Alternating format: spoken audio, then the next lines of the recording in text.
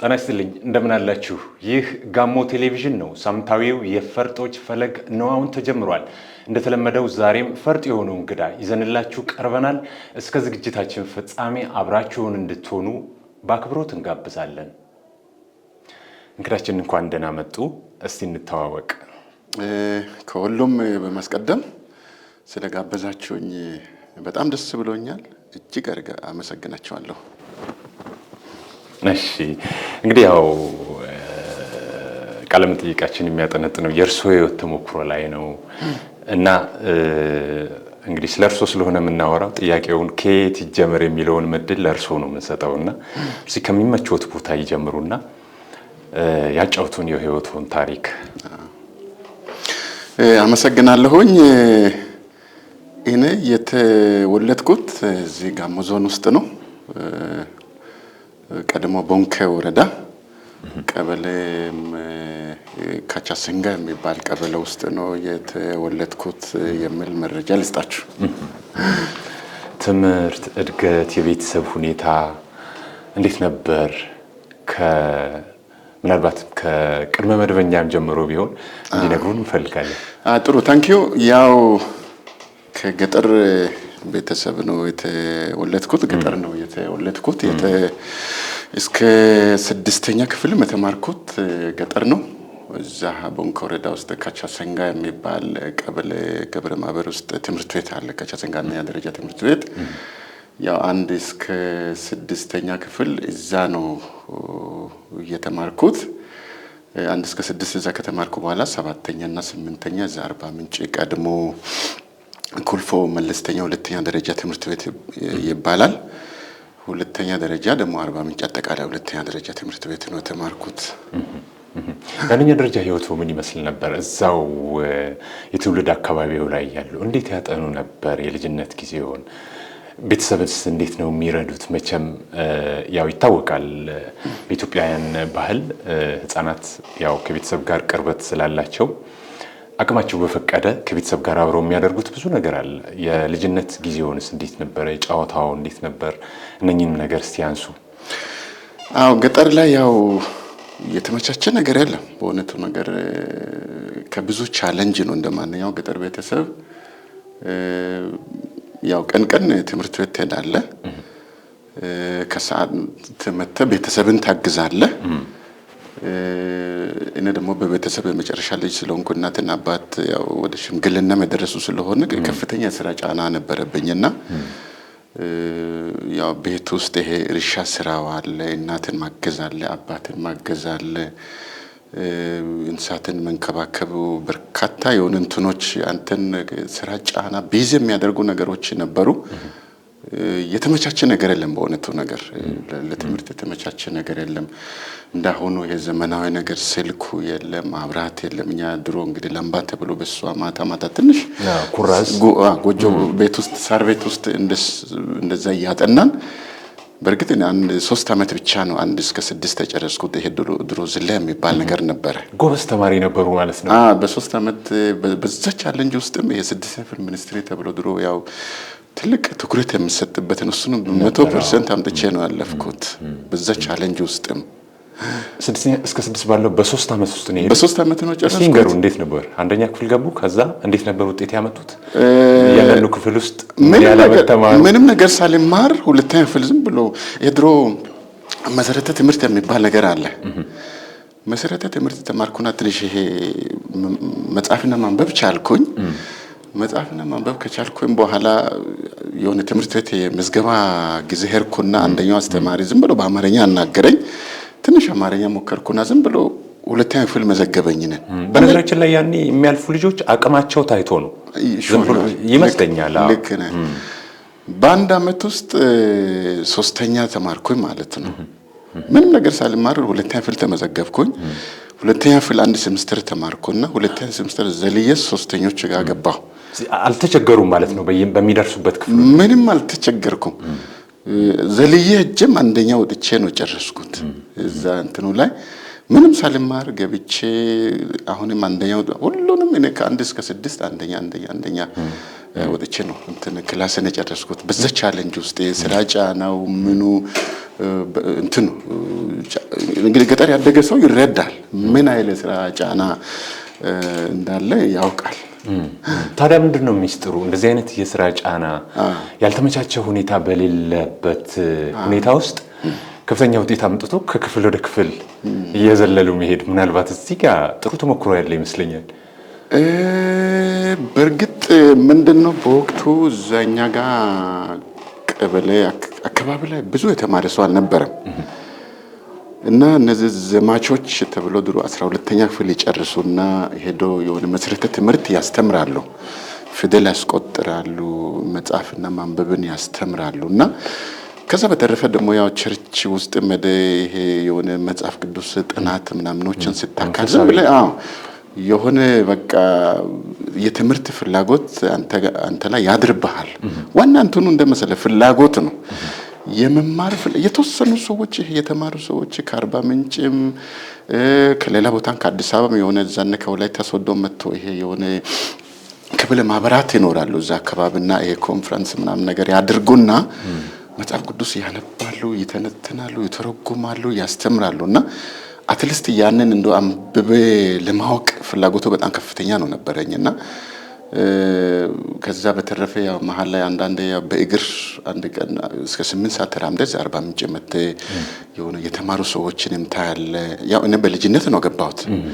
የተማሩ ሰዎችንም ታያለ፣ እነዚህ መምህራኖችንም ታያለ። አንዳንድ ትምህርት ቤቶች ምናምኖች አልፎ አልፎ የተማሩ ሰዎች አለባበሳቸውን አመጋገባቸውን ታይና ትመሰጣለህ። ያው በዛ ያንተ ፍላጎት እያደረ ሲመጣ መማር ትቀጥላለህ፣ ትጀምራለህ ማለት ነው። የትምህርት ጥረቱም ይጨምራል ማለት ነው።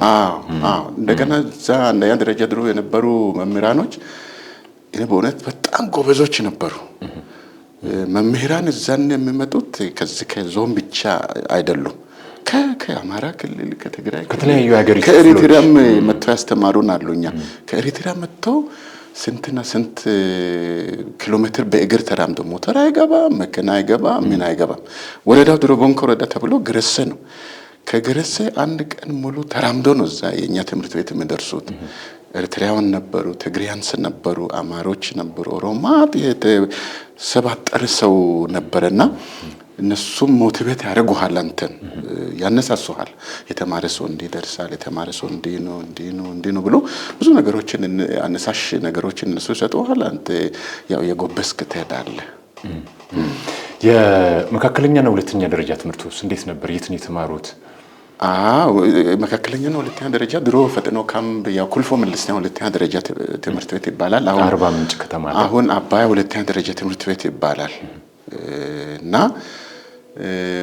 ያው ከሰባተኛ ክፍል እዛ ጋር ለመማር መጣሁ። እዛም አንደኛ የወጣሁ እንደው ፈርስት ሴሚስተር ላይ ብቻ ትንሽ ያው ከደጋ አካባቢ ከገጠር ስለመጣሁ ወባ ምናምን ያስቸግረኝ ነበርና ቆላማ ስለሆነ አካባቢው እንደዛም ያው ብዙ ህመም ነበረኝና ያሞኛ ከክላስ አንደኛ ወጥቻለሁ። ሰከንድ ሴሚስተር ግን ከኦል ሁሉ አንደኛ ወጥቼ ነው የጨረስኩት። 7ኛ 8ኛ ሚኒስትርም እንደዛ በከፍተኛ ውጤት ነው የጨረስኩት 7 እና 8። እዚህ መተው ጥረቱን ቀጥለዋል ማለት ነው። እንዴት ነበር የሚያጠኑት? ለምሳሌ አሁን ከቤተሰብ ርቀው ነው ያሉት፣ ወዳጅ ዘመድ ጋር ነው ወይስ እንዴት ነበር ሲያሳልፉ የነበሩ?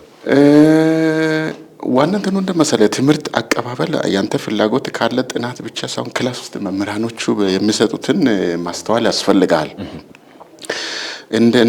እንደ ዛሬ ጊዜ የተመቻቸ ነገር የለም። የረባ መጻፍ የመለንኮ ድሮ በነገር ስዕሎች ብቻ ነበሩ።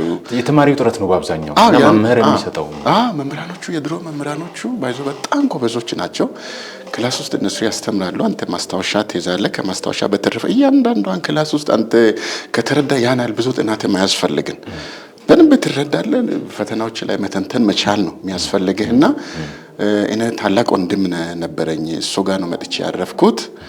ያው ቤተሰብ ለመጠየቅ ያው በየ2-3 ወር መሄድ ግድ ይልብሃል፣ ሌላ አማራጭ አይኖርም። እና በዛ መካከል ውስጥ ያው የተሻለ ትምህርት ጊዜ ነው የነበረኝ። እግዚአብሔር ይመስገን። ስንተኛ ልጅ ነው ለቤተሰቡ? እኔ መጨረሻ ልጅ ነኝ። እናት አባት 8 ከአንድ አባት ከአንድ እናት 8 ልጆች ነበሩ። ከ8ቶቹ እኔ ያው መጨረሻ ነው። በነገራችን ላይ የመጨረሻ ልጆች ብዙ ጊዜ የታላላቆቹን ተሞክሮ የትምህርት፣ የስራ፣ የተለያዩ የህይወት ክፍሎችን በመውሰድ የመሻሻል አጋጣሚያቸው በጣም ሰፊ ነው። ምናልባት እርሶም እንደዚህ ታላላቆቹ የበለጠ ተንከባክበው ተከታትለው ደግፈው አድርገው ይሆን? ከኔ ታላቅ ወንድሜ በእርግጥ እዚህ መጥቶ ይማራል እና የመማር ፍላጎቱም እንዲጨምር ያደረገኝ አንደኛ የሱ ጥረት ነው፣ የሱ ብርታት ነው። በእርግጥ ታላላቅ ወንድሞቹ ይሄ ድሮ አዲስ አበባ ምናምን ሄዱና ሽመና ምናምን ይሰራሉ። ያናል በእርግጥ እስከ 7ኛ እስከ 8ኛ የተማረ ቤተሰብ ነው እኛ ጋር። ከሞላ ጎደል ሁሉ መጻፍና ማንበብ የሚችል ቤተሰብ ነው። ማንበብና መጻፍ የማይችል ቤተሰብ አንድም ነገር የለም። በጣም ታላቅ ወንድማችን ድሮ ጊዜ እንግዲህ ወደ 1960ዎቹ እስከ 7ኛ ተምሮ ነው ያቋረጠው። ያው ከሱ በኋላም 5ኛ ተማሩ፣ 6ኛ ተማሩ፣ 4ኛ ተማሩ የነበሩ ናቸውና የነዚህ ምደት ታላቅ ወንድሜ ነበረ። እሱ ያው ከኔ እኔ 7ኛ ክፍል ሲማር እሱ 10ኛ እየተማረ ዋና ያው የኔ ትምህርቱ መነሻ ዋና መነቃቃትን የሰጠኝ እሱ ነው። እሺ የሁለተኛ ደረጃ እንዴት ነበር? ምን ውጤት አምጥተው ወደ ዩኒቨርሲቲ የገቡት? ዩኒቨርሲቲ እንግዲህ የገባን አሁንም ሃይስኩል ገብቼ በጣም ጥሩ ጊዜ ነው ነበረኝ በነገራችን ላይና እንደምታውቁ እዚሁ አርባ ምንጭ አጠቃላይ ሁለተኛ ደረጃ ነው የተማርነው ወይስ? አዎ እዚህ አርባ ምንጭ ነው ቀጥታ። እዛ አሁን ድሮ ካምፕ ይባላል ወይም ኩልፎ መለስተኛ ሁለተኛ ደረጃ ትምህርት ቤት ይባላል። ያንን ከጨረስክ በኋላ ወደ ሃይስኩል ትገባለህ። ሃይስኩል ደግሞ ስትገባ ድሮ ይሄ ዞን ውስጥ ባይዞ ሃይስኩል እቺ ነች ያለችው። አሁን ነው ሌሎቹ ተከፈተው። አሁን እዚህ ገረስ ጨንቻ ምናምን አሁን ነው በቅርብ ነው እኮ የተከፈቱት። በነገራችን አብዛኞቹ ከወረዳዎች ወደዚህ ነበር አውራጃ በቃ ድሮ እንትኑ እንደመሰለ ሃይስኩል ለመማር ወይ ጂንካ ወይ ጎፋ ጨንቻም አክቹአሊ ግራጁዋሊ ያው እዛኔ ተከፈተ ነው እኛ በምንማርበት ወቅት ላይና ከዞኑ ወረዳዎች ማውቀሮች በሙሉ መጡና እዚጋ እንትኑ ውድድሩ ኮምፒቲሽኑ በጣም ኃይለኛ ነው ነበረው። ሴክሽን በጣም ብዙ ነው። ወደ 9ኛ ክፍልኛ ስንገባ እስከ አይኖ ምናምን ድረስ ይሄዳል። ሳይንስ ማት ነው እዛኔ ኮመርስ የሚባል ማለና በርካታ ተማሪዎች ናቸው ነበሩት። አይ ቲንክ በዛ በኩልም በጣም ውጤተኛ ነው የነበርኩትና ያው አንድም ሁለትም ሶስትም እየወጣው ነው ሃይስኩል የጨረስኩትና ዩኒቨርሲቲ ስገባ ያው 3.4 ነው እዛኔ በወቅቱ ትንሽ ከ11ኛ ክፍል አካባቢ የሆነ ትንሽ ህመም አስቸግሮ ነበር። አንድ ትንሽ ያው በዛ ምክንያት ነው እንጂ ግን ዩኒቨርሲቲ ከገባ በኋላ ደግሞ በከፍተኛ ውጤት ነው ግራጁዌት ያደረኩትና ከፍተኛ ውጤት ባታመጣ ኖሮ ዩኒቨርሲቲ ጆይን አታደርግም። በጣም ሃይ ስኮር አድርጌ ነው ዩኒቨርሲቲዎች ሌክቸረር የተገባውና በእርግጥ የሆነ 11ኛ ክፍል ከገባ በኋላ ብዙ ትንሽ አሞኝ ነበር። አይነንም አሞኝ የሆነ ሌላም ህመም ነበረኝና እንደምንም ቢያገገምኩና ማትሪክ ያችን ካለፍኩ በኋላ ዩኒቨርሲቲ ጆይን አደረኩ። ከፍሬሽማን ጀምሮ በጣም ቶፕ ስኮረር ሆኜ ነው ጨረስኩት። እንዴት ነበር ሲያጠኑ የነበሩ ሃይስኩል ላይ ያለ? ምክንያቱም ወደ ዩኒቨርሲቲ ለመግባት ያኔ አንደኛ ዩኒቨርሲቲዎች ቁጥር አነስተኛ ነው፣ ሁለተኛ የሚገባው ውጤትም ከፍተኛ ነውና መስቀል ይጠበቃል እና እንዴት ነበር ሲያጠኑ የነበረው? በእውነቱ ነገር የዛን እንትኑ ያው ታፍ ነው ሁሉም ነገር። ዩኒቨርሲቲ ተብሎ ኢትዮጵያ ውስጥ በወቅቱ የሚጠሩት 2 ተቋማት ብቻ ናቸው።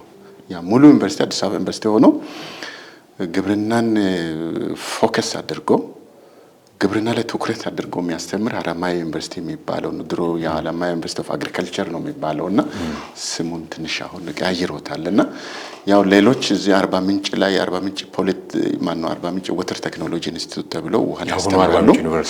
ውሃን ያስተምራሉ። ባህር ዳርም ያው ፔዳ ላይ ፖሊቴክኒክ ተብሎ ነው።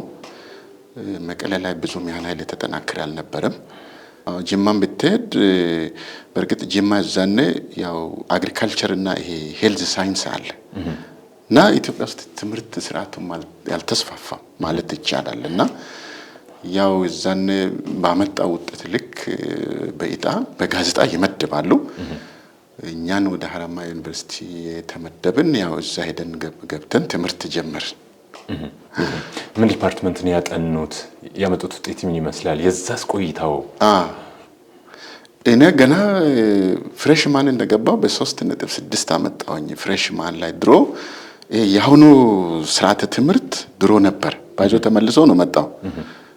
ይሄ መሀል ላይ ነው 3 አመት ፕሮግራም ምናምን የመጣው እንጂ ድሮ በመጀመሪያ ዲግሪ የሚመረቅ ከኢንጂነሪንግ ውጪ 4 አመት ነው የነበረውና እዛ ደግሞ አረማ ዩኒቨርሲቲ ኢንጂነሪንግ የለም፣ ግብርና ዩኒቨርሲቲ ነው። 3 ትምህርት ክፍሎች ብቻ ነው የነበሩትና በዛ ያዙ በ3.6 እኔ አኒማል ሳይንስ የሚል ያ በምርጫ የገባሁኝ። በምርጫ ያኔ የምርጫ እድል ነበር እንዴ? እዛው ገብተህ በፍሬሽማን ውጤት በአንደኛ አመት ውጤት ጀስት አሁን ይሄ ኬሚስትሪ ፊዚክስ 101 101 የሚባሉ እንትኖች አሉ። ኬሚስትሪ በ3 ኮርስ ነው፣ ፊዚክስ በ3 ኮርስ ነው፣ ማቴማቲክስ በ2 ኮርስ ነው። እንደዛ አድርገህ ነው ድሮ ፍሬሽማን ተምረህ በፍሬሽማን ውጤት ነው ወደ አንደኛ አመት ራስን ፕሮፌሽን ፊልድ ኦፍ ስተዲ ጆይን ማድረግ የምትችለው።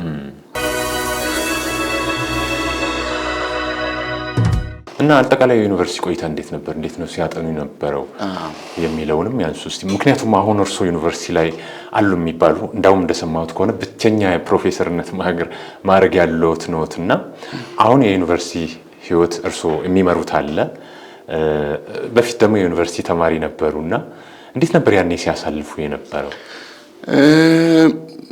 ባይዞይ ያው የተመቻቸ ነገር ባልነበረ ጊዜ ነው።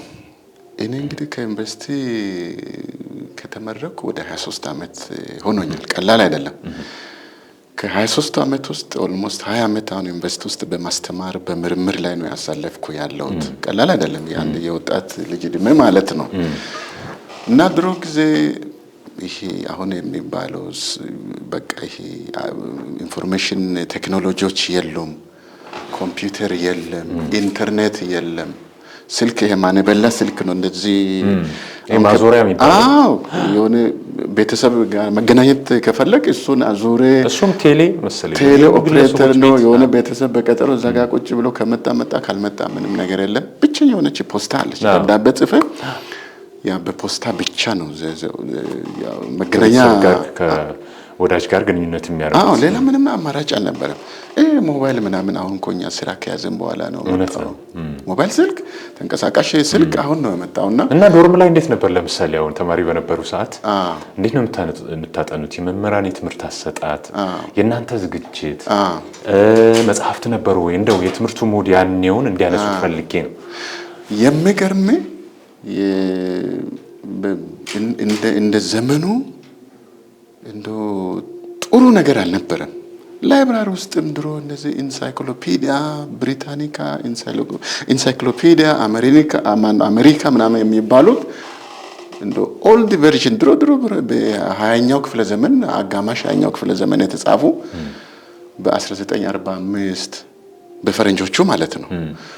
በ1960ዎቹ 1970ዎቹ እነዚህ ያው 21st ሴንቸሪውም 21ኛው መቶ ክፍለ ዘመን አጋማሽ ላይ ተጻፉ በጣም አሮጌ መጽሐፍት ናቸውና ባይዞይ አሁን ነው ዘመናዊ የሆኑ ነገሮች መምጣት የጀመሩትና ድሮ መምህራኖች በጣም ታፍ ናቸው፣ ጎበዞች ናቸው፣ ጥይት ናቸውና ሌክቸር ኖት ያው እንደዚህ አይነት ብላክ ቦርድ ይዘጋጅና ሌክቸር ኖት ያስተምራሉ። እያንዳንዷን እነሱ ጽፎ መጥተው ይጽፋሉ ብላክ ቦርድ ላይ። በሚጽፉበት ጊዜ ኢቭን ይሄ ወርድ ባይ ወርድ አንተ መጻፍ አለብህ። ኢቭን ስትጽፍ አንዳንዴ ካመለጠ ከጓደኞቹ ጋር ኖትን ማስተካከለን ያችን ይሄ አሁን ሰዎች የሆነ ባይብል ቁርአን ያነባሉ አይደል? ያ ሌክቸር ኖቷ ደብተሯ ማለት እንደሱ ማለት ነው። እና ይሄ አሁን ስንት ነገር መጥቶ እጅ ላይ ነው ያለው ከአሁን ሁሉ ነገር ሰው ሰራሽ አስተውሎት መጥቶ ሞባይል መጥቶ ማት ስማርት ነገር መጥቶ ኮምፒውተር መጥቶ ጉግል ስንት ነገር ምንም ነገር የለም። ያዘን የተመቻቸ ነገር የሆነ ያረጁ መጽሐፍትን ገብተህ ላይብራሪ ሪፈር ታደርጋለህ። ኢቭን ይሄ ለማስተማሪያ ሰዎች የሚጠቀሙት ዋቢ መጽሐፍት የተሟሉ አልነበሩም። ባይዞ አሁን ዘመኑ ለሚማር ትምህርት ለሚፈልግ በጣም የተመቻቸ ጊዜ ነው። በቀላሉ ብዙ ነገሮችን መረዳት ትችላለህ ታንክስ ቱ ቴክኖሎጂ። እና ይሄ ቴክኖሎጂ ከመጣ በኋላ ለመማር ለምርምር ለጥናት የተመቻቸ ጊዜ ወቅት ላይ ነው። ይህንን እድል ማህበረሰባችን የኢትዮጵያ ሕዝብ የጋሞ ሕዝብ ቢጠቀም ጥሩ ነው ብዬ ነው ምክር የምሰጠው። ክቡራን ተመልካቾቻችን እየተከታተላችሁ የምትገኙት ሳምንታዊ የፈርጦች ፈለግ ፕሮግራማችንን ነው። ዝግጅታችን ይቀጥላል። አብራችሁ ሁኑ።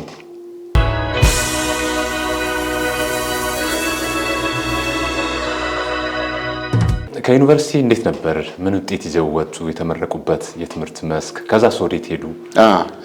ያው ከዩኒቨርሲቲ ሲመረቅ 3.65 ነበር ይዤ ወጣትና ያንን ውጤት በእርግጥ ያ በጣም ከፍተኛ ውጤት ስለሆነ ሁሉም ዩኒቨርሲቲዎች ጋር ማስታወቂያዎች፣ የስራ እድል ማስታወቂያዎች በሚወጡበት ሰዓት ላይ ትወዳደራለና ፍላጎቱ በጣም ብዙ ነበረ። እኔ ውድድር ነበረኝና አንድ ጊዜ ወደ 3 ቦታ አልፌ ነበር ማስታወቂያ ላይና ተወዳድረው ነው ወይስ በውጤቱ ብቻ? ያ ማስታወቂያ ያወጣሉ። ማስታወቂያ ደግሞ ዘኔ እዚህ አንዳንዴ አዲስ ዘመን ጋዜጣ ላይ ይወጣል። እንደገና የሆነ ትንሽ የሆነ ኖቲስ ማስታወቂያ ይጽፉና እዛ ዩኒቨርሲቲ ገና አንተ ሳትመረቅ ወስደው ይለጥፋሉ። እዛ ፕሬዝዳንቱ ቢሮ ምናምን አካባቢ አንድ መቀሌ ዩኒቨርሲቲ ማስታወቂያ ለጠፉና ዝም ብሎ አልፋል የሚል ነገር ደውሎ ለዩኒቨርሲቲ ማኔጅመንት ነገሩ።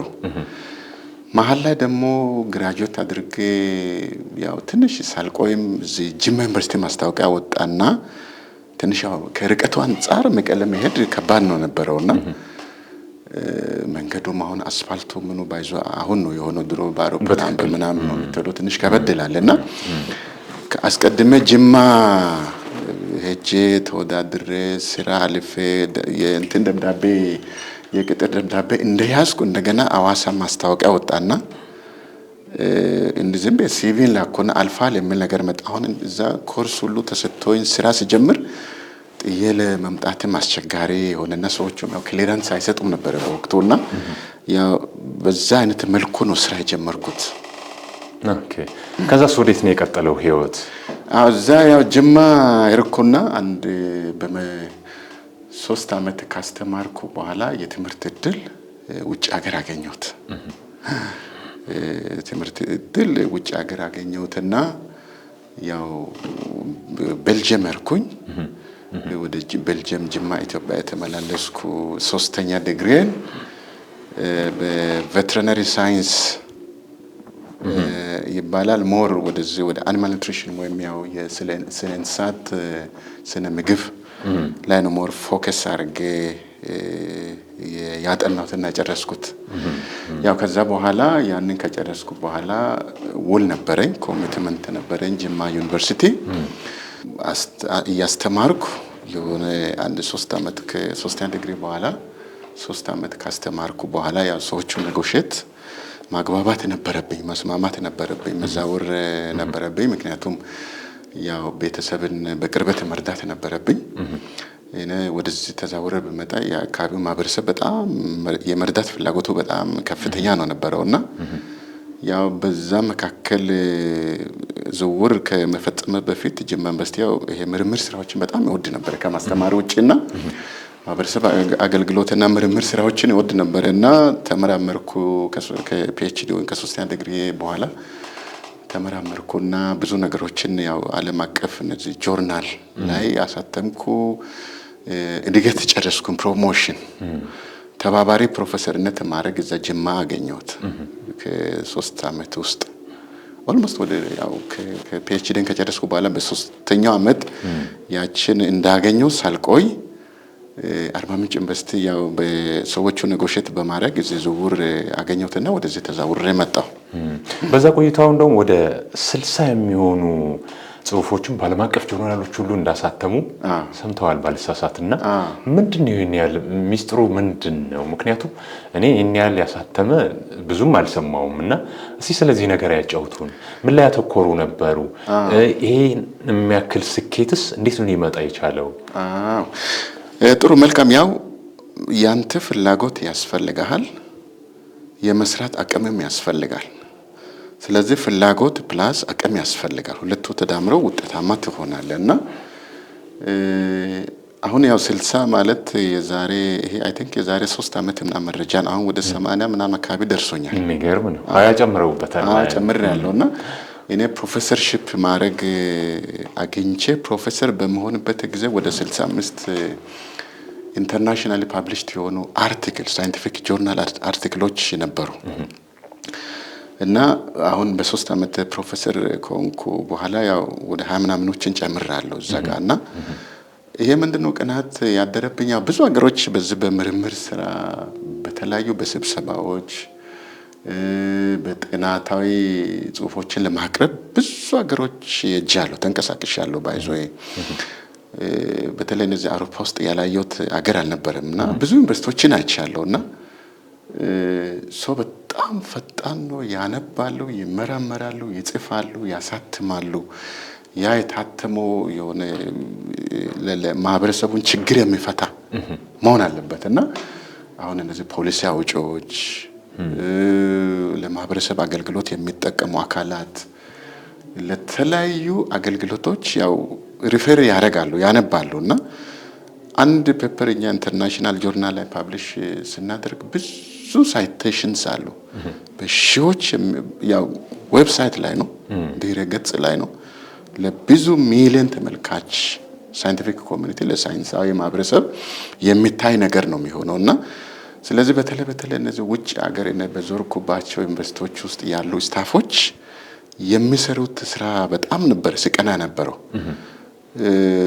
እነሱ ወደ 200 ወረቀት ፐብሊሽ አድርገው አሳተሙ አንድ ሰው አሁን እነን አማካሪ የነበሩት ሱፐርቫይዘር የነበሩት አሁን አንደኛው ወደ 500 ምናምን ኢንተርናሽናል ፐብሊኬሽን አለው በጣም ያንን እንደው ለመድረስ ቀና ነበር እኔ ብዙ ተማሪዎችን ያማክራሉ ራሳቸው ይሰራሉ በርግጥ የተመቻቸ ይሄ መሰረተ ልማቶች ኢንፍራስትራክቸር ላቦራቶሪዎች ያስፈልጋሉና ምርምር ያው በደንብ አይተ ሰንጥቀ መርምሬ ነው እና በአሁኑ ጊዜ ደግሞ ምርምሩ ዝም ብሎ ይሄ ከላይ ብቻ ሳይሆን የኛ እንግዲህ አፕላይድ ሳይንስ ነው አግሪካልቸር ነው አኒማል ሳይንስ ነው ሰዎች ሞለኪውል ውስጥ ሴል ውስጥ ገብተው ነው ስራዎችን የሚሰሩትና አፕላይድ የሆነ ነገር ለመስራት የተሻለ መሰረተ ልማት ያስፈልጋልና ብዙ ጊዜ እነዚህ ናሙናዎችን ሳምፕሎችን ከዚህ ከኛ ሀገር የሚወስድና ወደ ውጭ ሀገር ልካለሁ በተለይ ወደ ቤልጅየም አካባቢ ጀርመን አካባቢ ብዙ ኔትወርክ አለኝ ኔዘርላንድ አካባቢና በጣም ደስ የሚል ነው ብዙ ኔትወርኮች አሉኝና ባይዞ ብዙ እነ ልምድም የወሰድኩት ብዙ ተመክሮም ያገኘሁት ኢቭን አሁን ብዙ እኛ በማስተሬት ዲግሪና በዶክተሬት ዲግሪኛ ጋር የሚማሩ ተማሪዎችን በየአመቱ አግዛለሁ ፕሮጀክቶች አሉ ከነሱ ጋር በመተባበር እንጽፋለን ፕሮጀክቶችን እናሸንፋለን ውጤቱን ደግሞ ወደ ማህበረሰቡ እናወርዳለንና እና አሁን እዚህ በተለይ እዚህ የአርባ ምንጭ ዩኒቨርሲቲ ካችመንት ኤሪያ እነዚህ ተዳራሽ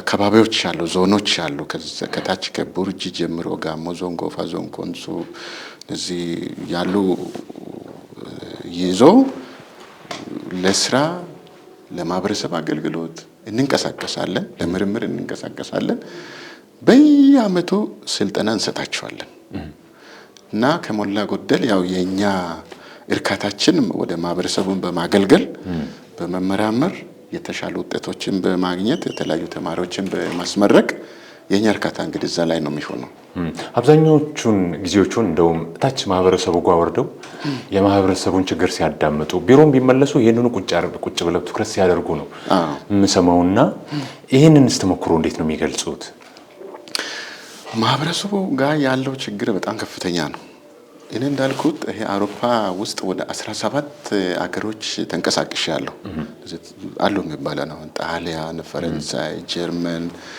ቤልጅየም ኔዘርላንድ ፖላንድ በርካታ ሀገሮች በምርምር ምክንያት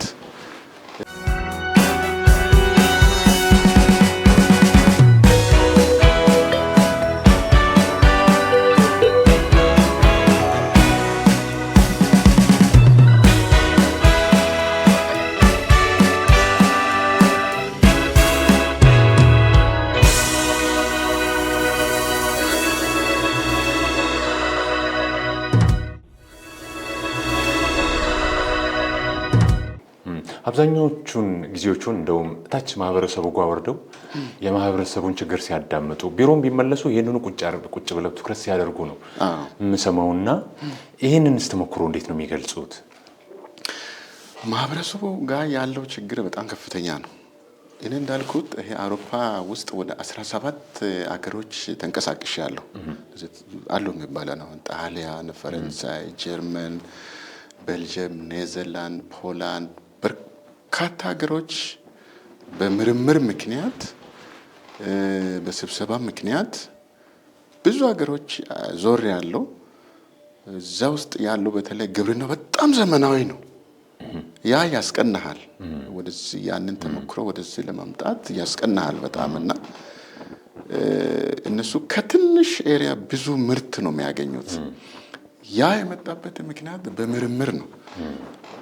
ያለ ምርምር ያደገ የሰለጠነ የበለጸገ ሀገር ዓለማችን ላይ የለም። እንግዲህ እዚህ የተባበሩት መንግስታት ውስጥ ለምሳሌ 195 ምናምን ሀገሮች ቢኖሩ ዘላቂ ልማት ግቦች አሉና እነዛ ዘላቂ ልማት ግቦች ለማህበረሰቡ ግልጋሎት እንዲሰጡ ምርምር ትልቁን ድርሻ ነው የሚይዘው በነገራችን ላይ። ስለዚህ በተለይ እነዚህ ያደጉት ሀገሮች በሳይንሱ በቴክኖሎጂ ትንሽ የበለጸጉ ሀገሮች ከምንም በላይ ሀብት ይመድባሉ ለምርምር። ሰዎች እኮ በምርምር ነው አይደል ዛሬ ጨረቃ ላይ የሞቱት። ምርምር ባይኖር ኖሮ እኮ ያ አይኖርም። እና ያ ተሞክሮ ማየት እኔም በጣም ጠቅሞኛል። እና ብዙ ከነሲኔሮች አሉ እኮ የነን ቦታ ያልደረሱ ብዙ ኢቭን እነን አሁን ያስተማሩ መምህራንም እኮ አሉ ከነጋር ያስተማሩ ያሉትና ገና እንትን ያልደረሱ አሉና አናያ ያንተ ፍላጎት ያስፈልጋል፣ ያንተ ጥረት ያስፈልጋል፣ ያንተ አቀባበል ያስፈልጋል፣ ያንተ ራሱ የአስተሳሰብ ደረጃም የዘመነ አስተሳሰብ ደረጃ ያስፈልጋል። ስለዚህ አንተ ያደጉት የበለጸጉት የተሻሉ ስራዎችን ካየ ወደ እነሱ ለመድረስና ከነሱ ጋር ተፎካካሪ ለመሆን በደንብ መስራት ይጠበቅብሃልና እንግዲህ የኔ ፍላጎት አምቢሽን ያ ነው። በአርባ ምንጭ ዩኒቨርሲቲ ብቸኛው ሙሉ ፕሮፌሰርነት ደረጃ ላይ የደረሱ ምሁር ነዎትና መቼ ነው ይሄን ፕሮፌሰርነት ያገኙት? ምናልባት ለማህበረሰቡ አስተዋጽኦ ያደረጉት የተለየ የሚጠቅሱትም ነገር ካለ እንዲያነሱ ፈልጋለሁ። በእርግጥ ብዙ ነገሮች እንዳሉ እናምናለን።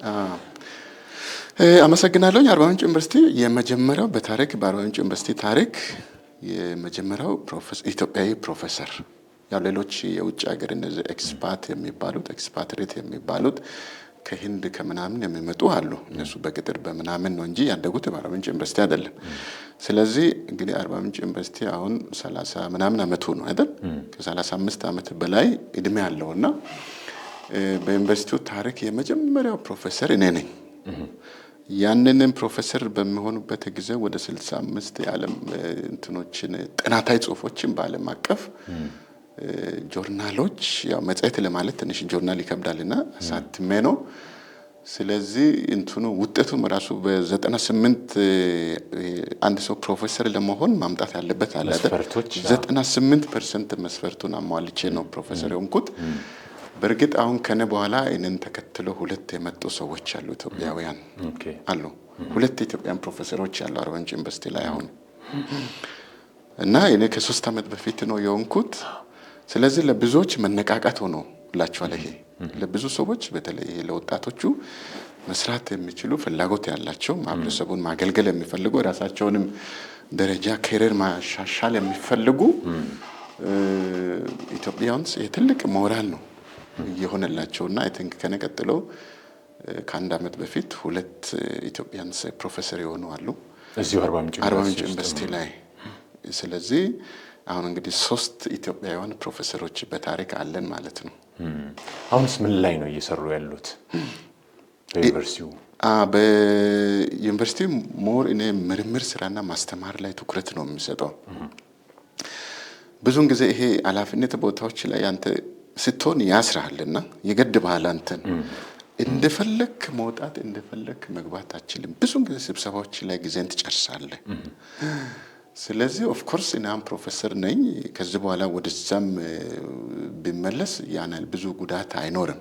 ስለዚህ ፍሪ ሆነ ከሰራ ነው ባይዞ ይሄ ውጤታማ የሚሆነው። በትክክል የህብረተሰቡ ብዙ ሰዎች ተሞክሮ ኢቭን ከነጋር ዩኒቨርሲቲ የገቡት ዝም ብሎ ትምህርት ክፍል ኃላፊነት፣ ኮሌጅ ኃላፊነት የሆነ ፕሬዝዳንት ምናምን ምክትል ፕሬዝዳንት ሆኖ በርካታ አመታትን በላይ አመታትን ይሄ ሊደርሺፕ ላይ መሪነት ላይ ጨረሱ።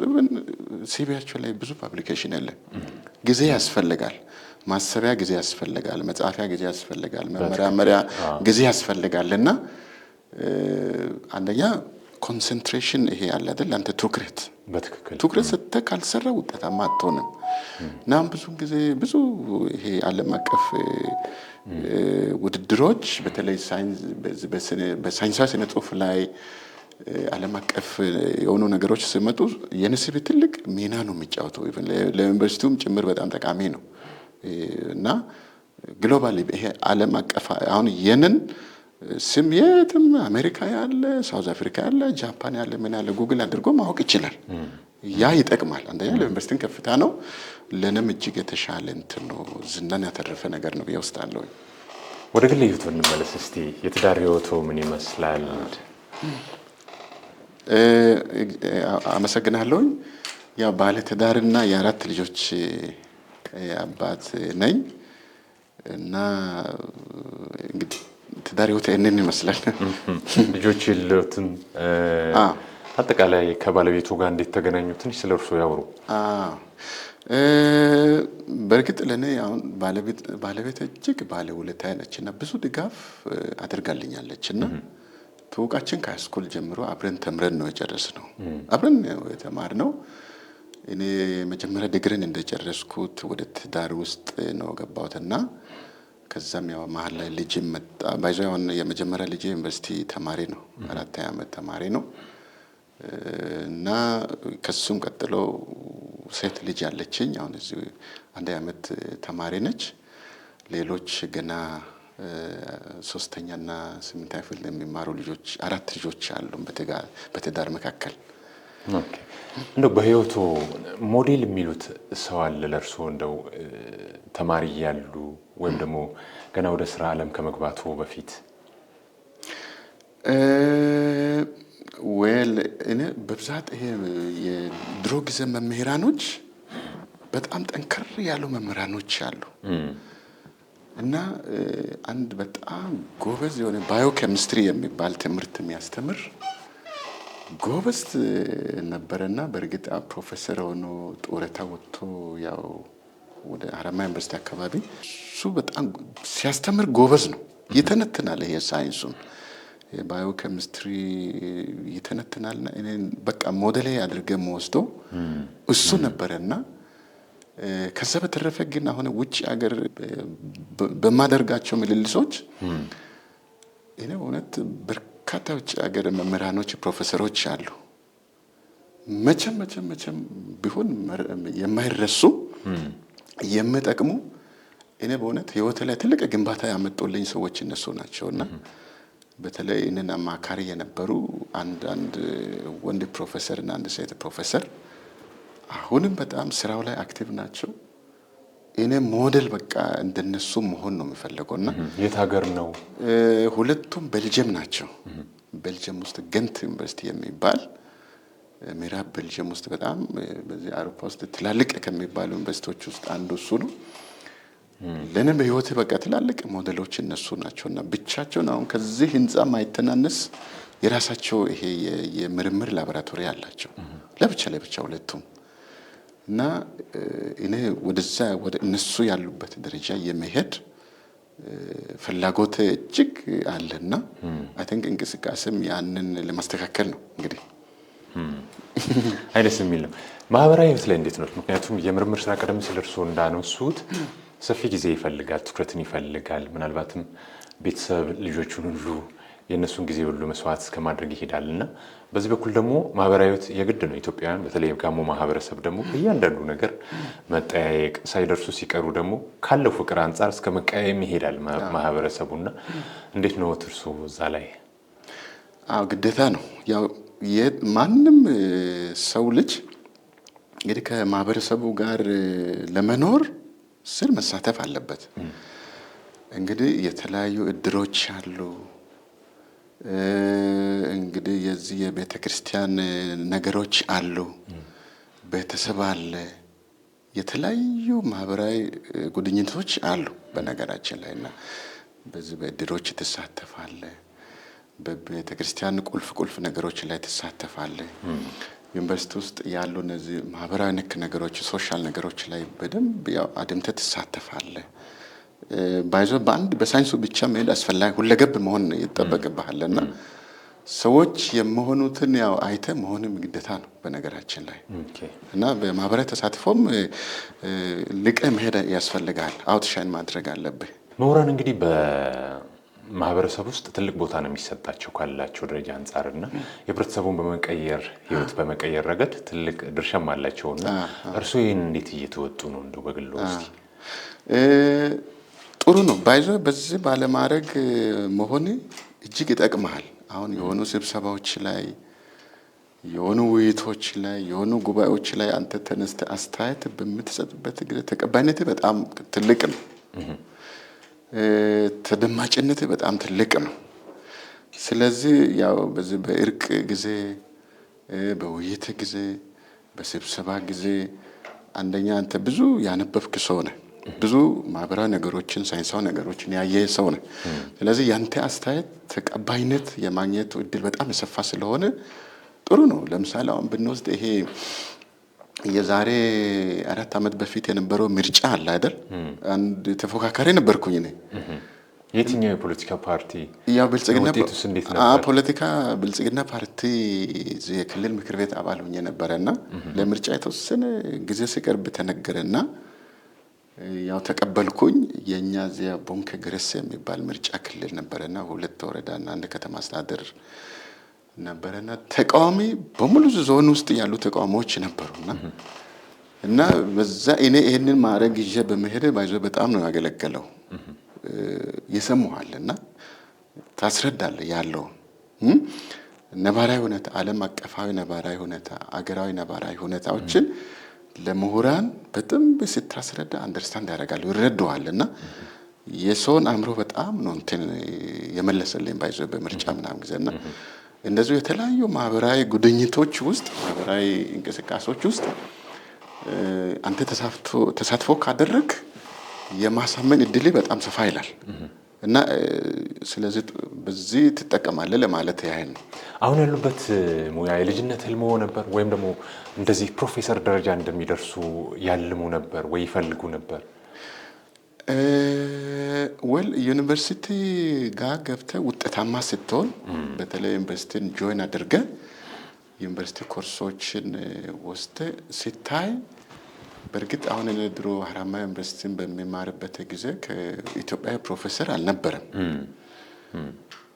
በኋላ ዩኒቨርሲቲ ሌክቸረር ሆኜ ከገባ በኋላ እነዚህ አዲስ አበባ ዩኒቨርሲቲ ላይ የተወሰኑ ሰዎች ፕሮፌሰር ይሆኑ ነበርና ይሄ በአጫጭር ስልጠናዎች፣ ለስብሰባዎች፣ ለሴሚናሮች ውጭ ሀገር በማደርገው ምልልስ ላይ ዩኒቨርሲቲ ላይ ስታፍ ከሞላ ጎደል አብዛኛው ፕሮፌሰር ነው። ወደዛ የመድረስ ፍላጎት ነው ነበረኝ። እዚህ ጋር ስትመጣ አሁን እዚህ አርባ ምንጭ ዩኒቨርሲቲ በዚህ በአካዳሚክ ጋር ከ2000 ማይተናነስ ስታፍ አለ። 3 ፕሮፌሰር ብቻ አስብና ምን ያህል ገና ምን ያህል መስራት እንዳለብን መሰራት እንዳለበት ያሳያል፣ ይጠቁማል አንተን። በህይወት ውስጥ እንደው በጣም የተደሰቱበት አጋጣሚ የሚያስታውሱት እስቲ ለሌላው ተሞክሮ የሚሆን የሚሉት? በህይወት አንደኛ በሁለት ነገሮች ነው ደስ የተሰኘሁት። አንደኛ ፕሮፌሰርሺፕ ካገኘው በኋላ በጣም ደስ ብሎኛል። ሁለተኛ ትዳር ስጀምር በጣም ደስ ብሎኛል። እና ሁለት ዋና ነገሮች ላይ ነው እኔ በቃ ደስተኛ ነበርኩት። ያብራራቸው እስቲ። ለምሳሌ ፕሮፌሰር እንደዛ ጥረው ግረው ከታች አቅመውን ይዘው ከመጡ አንዳንድ ጊዜ እኮ የልፋትዎንና ያቅመውን ነው ያገኙትና እንደው ለየት የሚያደርገው ነገር ምንድን ነው? አንሶ እስከ ጣረ ድረስ የለፋውን ነገር ማግኘቱ አይቀርም ብዬ ነው። ፕሮፌሰር ማለት በቃ በአንድ ዩኒቨርሲቲ ማለት እንግዲህ በዓለማችን ላይ ትልቅ ይሄ ዓለም አቀፋዊ ተቋም ዩኒቨርሳል ኢንስቲትዩሽን ይባላል እና ከፕሮፌሰር የተሻለ ማዕረግ ዓለማችን ላይ የለም። ስለዚህ አንደኛ እዚህ ኢትዮጵያ ውስጥ ያላደገ ሀገር ላይ ገና ሳይንስ ያደገበት ያለ ሀገር ላይ ፕሮፌሰር ሆነ በመጠራት ፕሮፌሰር ነው ተብሎ ዓለም አቀፋዊ ያንተ ስም በመጻፉ እጅግ ደስ ሊል ይገባል። አንዱ እሱ ነው። በታሪክም በማህበረሰቡም እንደዛ አይነት ደረጃ ላይ ሲደርስ ትልቅ ኩራት ይሰማልና አንደኛ ያው ደስ ሊል ይገባል። ይሄ ምናልባት የትዳሩን አላብራሩም። ልዩ የሚያደርገው ነገር ምንድን ነው? ትዳሩ ደግሞ ተረጋግተ ስራዎችን እንድትሰራ ጠንካራ ሰው ጎን ወንድ ጎን ጠንካራ ሴት ያስፈልጋልና በል በዚህ ሂድ፣ በዛ ሂድ፣ በዚህ ውጣ፣ በዚህ ግባ የሚል የሚያበረታታ የሚመራ ሰው ያስፈልጋልና ከነተረቱም እኮ ከአንድ ጠንካራ ወንድ ጀርባ ጠንካራ ሴት አለች ነው የሚባለው። እኔን እስከ ፒኤችዲ አስተምራኛለች። እኔን ያው እስከ ማስትሬቷ ድረስ ተምራለች እና እሷንም ገና ትምህርት የመቀጠል ፍላጎት አለንና እየተዘጋጀን ያለ ስለሆነ አንደኛ ያው ልጆችን ትንከባከባለች። ውጭ ሀገር አንዳንድ እጄ 2 ዓመት ቆያለሁ 6 ወር 7 ወር ያንን ልጅ መጠበቅ መንከባከብ ቀላል አይደለም። ልጆችን ማስጠናት ቀላል አይደለም እና ይሄ ድርሻ ከዚህ ድርሻ ጋር ታይዞ ደስ ሊል ይገባሃል። በህይወት ውስጥ እንደው ፈታኝ የሚሉት አጋጣሚ ነበር ወይ? ተጋፍጠው አልፈው ዛሬ እንደ ኩራት የሚሰማዎት? በህይወቴ ያው ትንሽ የነበረኝ ሃይስኩል ላይ እንግዲህ እኔ 11ኛ ክፍል ሲጨርስ ታመምኩኝ። ይሄ ድሮ ከነጋር የነበሩት ሰዎች ይሄ ለጤና ባለሙያነት ስልጠና ድሮ ድሬሲንግ ምናምን የሚባል ነገር አለና ከፍተኛ ውጤት ያላቸው ሰዎችን ዝም ብሎ ይቀሰቅሱና ከሃይስኩል ይዞ ሄዱና የጤና ረዳትነት ሌሎች ስልጠናዎች አሉና ተግባረ ደም ሄዶ ሙያ ተምረው ይወጣሉና እኔ በተለይ 11ኛ ክፍል ወደ መጨረሻ አካባቢ በጣም ታመምኩ። አይነንም ታመምኩና ስጋት ላይ ነበርኩ። በቃ ቻሌንጅና እንደው አለ አይደል ዝም ብሎ አንዳንድ ልፋት ዋጋ እንዳያስቆጥር የሆነ በቃ እንዲለፍቼ የሚቀር መስሎኝ በጣም በቃ ያ ትልቅ ፈተና ለኔ ያ ነው። ክቡራን ተመልካቾቻችን እየተከታተላችሁ የምትገኙት ከአርባ ምንጭ ዩኒቨርሲቲ ምሁርና ተመራማሪ ከፕሮፌሰር ይስሐቅ ከቸሮ ጋር ነው። በቆይታችን ተሞክሮ እንደቀሰማችሁ እምነታችን ነው። ዝግጅታችን ይቀጥላል። በድጋሚ አብራችሁ ሁኑ። ፕሮፌሰር ይስሐቅ እንቀጥላለን። እንደው ከላይ ብዙ ተሞክሮዎችን አንስተዋል። ከ20 ዓመት ለሚበልጥ ያካሄዷቸውን ጥናት፣ ምርምር፣ የሀገር ውስጥ የውጭ ልምዶችንና ይህን ተሞክሮውን እንዴት ነው ለወጣቱ የሚያስተላልፉት? ምክንያቱም ከታች የሚመጡ ብዙ ሀገር ተረካቢዎች አሉና አሁንም ስራ ላይ ያሉ አሉ። እንደርሱ ያሉ ብዙ ልምድ ያለው ደግሞ ብዙ እውቀት አለውና ሲያካፍሉ። መልካም እንግዲህ እኔ ከገጠር ቤተሰብ ትምህርትንም የጀመርኩት ገጠር ነው። ባልተመቻቸ ትምህርት ስርዓት፣ ባልተመቻቸ ትምህርት ሂደት ጀምሮ እስከ ዩኒቨርሲቲ ያው ገብቼ ውጭ ሀገርም ሄጄ ተምሬ ከፍተኛ ውጤትም አምጥቼ ፕሮፌሰር በታሪክም እዚህ አርባ ምንጭ አካባቢ ፕሮፌሰር ሆኛለሁና ይሄ ትልቅ ስኬት ነው። ስለዚህ ያው ወደዚህ ለመድረስ አንደኛ የአእምሮ ዝግጁነት ያስፈልጋል። ራስን ማዘጋጀት ያስፈልጋል እና ራሴ ካዘጋጀ ጥረት ካደረክ እንደገና ከፈጣሪ ጋር ከሆንክ የማትደርስበት ነገር የለም። ስለዚህ ወጣቱ ትውልድ ያው በትምህርት ባይዞይ ስኬት በትምህርት እና በሌሎችም ነው። በነገራችን ላይ በትምህርቱ ስኬት ለማግኘት የሚፈልግ ሰው ተዘጋጅቶ ማጥናት መቻል አለበት። አሁን ያለው ይሄ ነባራዊ ሁኔታ ዓለም አቀፋዊ ነባራዊ ሁኔታ ለትምህርት በጣም የተመቻቸ ነገር ነው። አንድ ሰው ከአንደኛ ደረጃ ጀምሮ እስከ 2ኛ ደረጃ ለመጨረስ በጣም የተመቻቸ ነው። የተሻለ መጽሐፍ አለ። እንደገና እዚህ ይሄ ኢንተርኔት አገልግሎት አለ። ብዙ ነገሮችን ከኢንተርኔት አግኝተህ ማንበብ ትችላለህ፣ መማር ትችላለህ። በደንብ እያነበቡ በሳይንሱ በደንብ እያደጉ በሳይንሱ የበለጸጉ አስተማሪዎች አሉ፣ አስተዳደሮች አሉ፣ የዓለም አቀፋዊ ተሞክሮች አሉ። ዛሬ አሜሪካኖቹ የሰሩት ነገር ዛሬ እዚህ ሆነ ማየት ትችላለህ። ይሄ ባልነበረ ጊዜ ነው እኛ ያደረስነው እና ለመማር ለመዘጋጀት አሁን በጣም ምቹ ሁኔታ ነው ያለው። የተሻለ ግብአት አለ ለመማር የተሻለ ግብአት አለ ለማስተማር የተሻለ ግብአት አለ መልካም አጋጣሚዎች ሰፊ ናቸው። መልካም አጋጣሚዎች አይቆጠሩም። በነገራችን ላይ በጣም ሰፊ ስለሆነ ይሄንን እድል ብትጠቀሙ። እኔ እንግዲህ ከማህበረሰቡ ውስጥ ከውስን ሰዎች ናቸውና እዚያው ኢትዮጵያ ውስጥ ፕሮፌሰር በጣም ትንሽ ነው። ይሄ ከ100 ምናምን ሚሊዮን ህዝብ ውስጥ እኮ በጣም ትንሽ 100 ምናምን ፕሮፌሰሮች ውስጥ እንደዚህ መድረስ ቀላል ስለሆነ በዓለም አቀፍ ደረጃ መታወቅ ስለሆነ እናም በየጊዜው በዚህ በኢሜል ካለ ኔትወርክ በቃ ዛሬ አሜሪካ መጥተህ ይሄንን ሴሚናር አቅርብ፣ ቻይና መጥተህ ሴሚናር አቅርብ፣ አውሮፓ ሄደህ ሴሚናር አቅርብ፣ በየእንትኑ ጥሪዎች ይመጡልኛልና ስለዚህ ይሄ ያ መታወቂያ ነው። ስለዚህ ሁሉም ሰው ከሰራ፣ ከተጋ፣ ከበረታ፣ ከተዘጋጀ፣ አእምሮውን ካሳመነ ወደዚህ መስራት ይችላልና በርቱ የሚል አስተያየት ነው። የደረሱበት ደረጃ ላይ መድረስ ይቻላል ነው። ይቻላል። አዎ ይቻላል። ከሰራ ስራ ክቡር ነው እና አንደኛ አእምሮን አሳመነ፣ ሁለተኛ ያው ተዘጋጅተ አጥንተ ለፍተ ጥሬ ግሬ ነው እንጂ አልጋ የሆነ ነገር የለም። ኦልሬዲ ግማሽ አሁን እድሜ ወደ 47 ዓመቴ ነው። ኦልሞስት ግማሽ ዓመትን በትምህርት ነው ጨረስኩት። የመጀመሪያ ዲግሪን 4 ዓመት፣ ሁለተኛ ዲግሪን 2 ዓመት፣ ሶስተኛ ዲግሪን 4 ዓመት እንደገና ከአንደኛ ክፍል ጀምሮ እስከ ሃይ ስኩል የነበረውን አስብ እና ኦልሞስት አሁን ያለውትን ግማሽ እድሜን በትምህርት ነው ጨረስኩትና አንደኛ ቁርጠኛ መሆን ነው፣ የውሳኔ ሰው መሆን፣ የትጋት ሰው መሆን ያስፈልጋልና መድረስ ይቻላል የሚል አስተያየት ነው የሚሰጠው።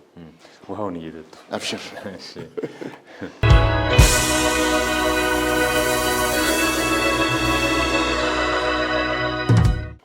አርባ ምንጭ ዩኒቨርሲቲን ጨምሮ በሀገራችን የሚገኙ አብዛኞቹ ዩኒቨርሲቲዎች በየዓመቱ ቁጥር ስፍር የሌላቸው ጥናቶች ይካሄዳሉ። ሳይንሳዊ መንገድን ጠብቀው ችግሮችን አነጻጥረው መፍትሄ ማምጣት ላይ አድርገው ነው የሚሰሩት እና ከነኚህ ጥናቶች ይታወቃል አብዛኞቹ ሼልፍ ላይ ነው የሚቀሩት። እንደው እንደ አንድ ምሁር ምን ይሰማዎታል? ወደፊትስ እነኚህ በጥናት የተገኙ መፍትሄዎች የማህበረሰቡን ሕይወት ለመቀየር እንዴት ነው መሬት ላይ መውረድ ያለባቸው ይላሉ? በጣም የተሻለ ጥያቄ ነውና እንደው አንድ ምሳሌ ልስጥና ልጀምርና አንድ ጊዜ 1998 ዓመተ ምህረት ቤልጅየም ሀገር የሆነ ትንሽ አጭር ኮርስ የ4 ወር ኮርስ አግኝቼ ሄድኩና የሆነ አንትወርፕ የሚባል ትልቅ ከተማ ወደ 1.5 ሚሊዮን ህዝብ ያለበት ትልቅ ከተማ አለና እዛ ከተማ ላይ ሰላማዊ ሰልፍ ሰዎች በተደጋጋሚ ሲወጡ አያለሁኝ። ምንድነው የከተማ ማዘጋጃ ሰማይ ጠቀስ ህንፃ መስራት ይፈልጋሉ። አንትወርፕ ላይ በጣም ዘመናዊ ከተማ ነችና ሰላማዊ ሰልፍ ሰማይ ጠቀስ ህንፃ እንዳይሰራ ህዝቡ ይፈልጋል። መንግስት ደግሞ መስራት ይፈልጋል። አሁን ስለዚህ እዛ ደግሞ ያው ዲሞክራሲው በጣም ከባድ ነው፣ ማስገደድ ስለማይችሉ ህዝቡ ሰላማዊ ሰልፍ በተደጋጋሚ ሲወጣ ተከታተልኩኝና ምንድነው ብዬ ጥያቄ ጠየቅኩኝ። እኔ ፕሮፌሰሮችና ጓደኞችን ሲጠይቅ እኛ ይሄ የተፈጥሮ ሀብት የለንም፣ ናቹራል ሪሶርስ የለንም። የምንኖረው ኢኮኖሚያችን በሳይንስና በቴክኖሎጂ ነው።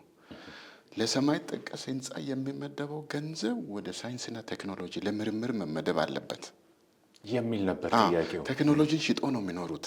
በነገራችን ላይ ይሄ በብዛት አውሮፓ ሀገሮች ፓተንት ሽጦ ቴክኖሎጂ ሽጦ በዛ ነው የሚኖሩት እና